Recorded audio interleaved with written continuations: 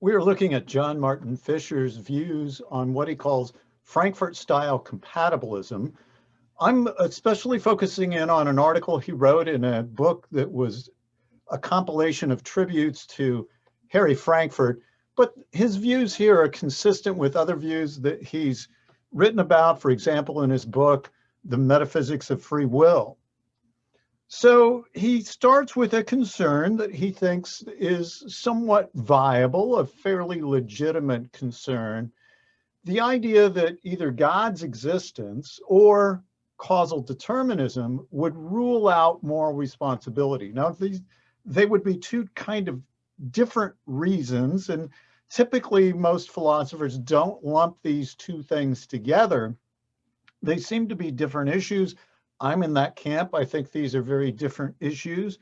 But Fischer says there are reasons to think that both of these might rule out moral responsibility. God's existence on the one hand, because God would know exactly what we were doing.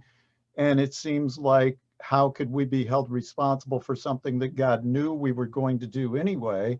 And causal determinism for reasons we'll continue to explore.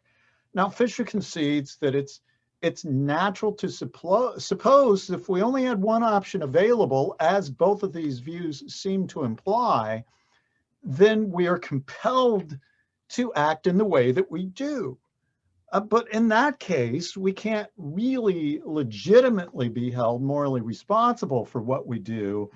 And so whenever we're compelled to act in a certain way, it doesn't seem like we should be held morally responsible for acting in that way.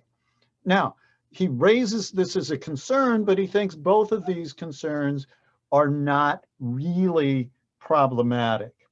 Another way of thinking about this, Fischer describes Feinberg's example, Joel Feinberg's example of the idea that our life is like a train going down a track, and it's the only track possible. There aren't any alternatives along the way. We're just set on that track.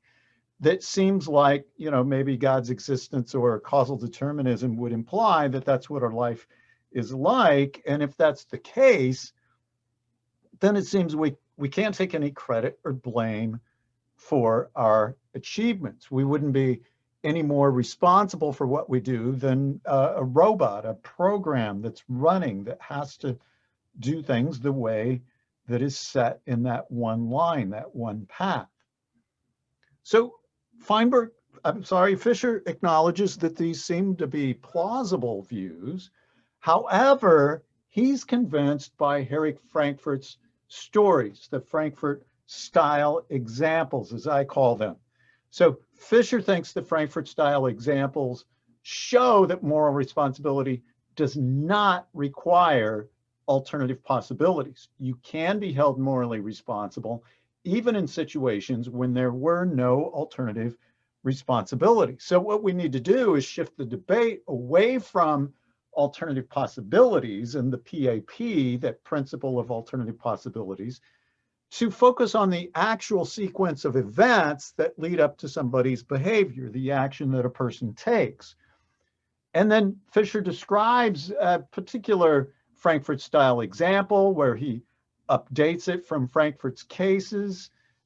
He still uses Jones and Black, and Fischer is one of the most kind-hearted philosophers I've ever met, and he doesn't want to talk about assassination, so instead we'll talk about Jones deliberating about voting for a Democratic candidate. So the idea is that Jones is in a voting booth, and he is similar to how someone waits until the waitstaff arrives at your table at a restaurant before you make a decision about what to order. That's the situation Jones is in. He's not really made a decision about for whom to vote, and he's in the voting booth. So how does John Martin Fischer's Frankfurt Style example work?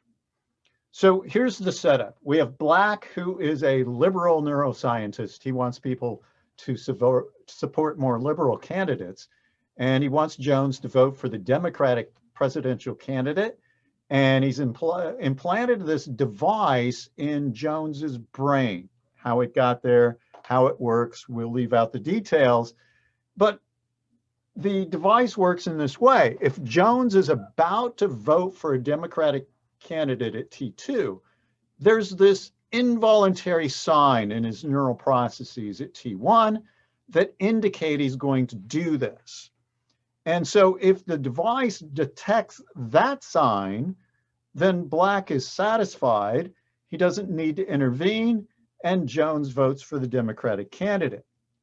But if Jones is going to vote for a Republican candidate at T2, then there's this different involuntary sign at T1. Again, different neural processes are going on. And if those are detected, the device is going to intervene and cause Jones to vote Democratic instead. So as it turns out, the device does not need to intervene. The indication is he's going to vote Democratic. Jones does that, indeed votes Democratic, but it seems like since there was no intervention, Jones should be held morally responsible for what he's doing, and he also could not have done otherwise. And that means that the principle of alternative possibilities is false. Now, here's a potential criticism that Fischer acknowledges, and the critics of the arguments based on these Frankfurt style examples, some have argued that, look, there's this dilemma if you're going to be supporting a Frankfurt style example in this way. And look, if you suppose that causal determinism is true, you have the events at T1 leading to T2, the voting, then whether the agent is morally responsible is actually begging the question. You have to assume that the agent is morally responsible, that is consistent with causal determinism in order to make the story work. But that's exactly what we are debating. So that's question begging. Now, suppose indeterminism is true. Well, if that's the case, there's no deterministic relationship between those prior signs of what Jones is going to do between T1, right, those prior signs, and is actually voting in that way at T2. There can't be this deterministic relationship if indeterminism is true. So Black cannot assure that Jones votes Democratic. So because why? There are alternatives remaining. So if we suppose determinism is true, we can't say that Jones is obviously morally responsible. And if we suppose indeterminism is true, the Frankfurt style example doesn't work because you don't have that guaranteed connection between what's going on with the prior sign and the action. So that's a criticism that's fairly serious that others have raised, and Fischer proceeds with the dialogue in the following way. Now, some philosophers, many of them, have argued that, look, you can't succeed in doing this. You can't modify Fischer's example and assume indeterminism is true, but still rule out alternatives. Other philosophers defending the FSEs have said, no, here's a different tweak. We can add this tweak. We can modify it in this way. Indeterminism could still be true, and yet there not be any alternatives. So that's one path that some philosophers have taken. But critics like Whitaker, for example, David Whitaker, argues that if the indeterminism is actually there, then there have to be alternatives. And Fischer instead, look, here's his response. He grants this part of the dilemma. He says, okay, let's suppose there are alternatives if indeterminism is true. So he doesn't try to revise the Frankfurt style examples to rule out alternatives with indeterminism. Instead, he just grants it. He says, okay, suppose there are alternatives with indeterminism. The problem with that path is the alternatives are not sufficiently robust enough to ground attributions of moral responsibility. They're just not significant enough to say that a person's morally responsible based on that minor little tweak of an alternative. So Fischer's conclusion in considering his own Frankfurt style example is that they work, obviously. He argues that the Frankfurt style examples shift the debate away from alternatives. We shouldn't worry about the principle of alternative possibilities. It is false, but instead, Fischer is a semi-compatibilist.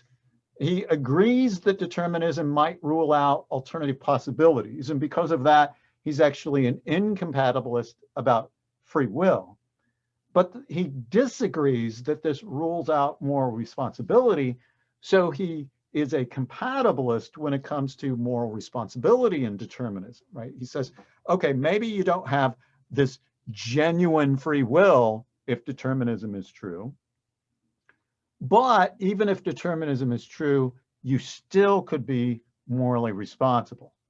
And since Fischer maintains that causal determinism does rule out alternatives, he then goes on to address the question of whether determinism itself directly rules out moral responsibility.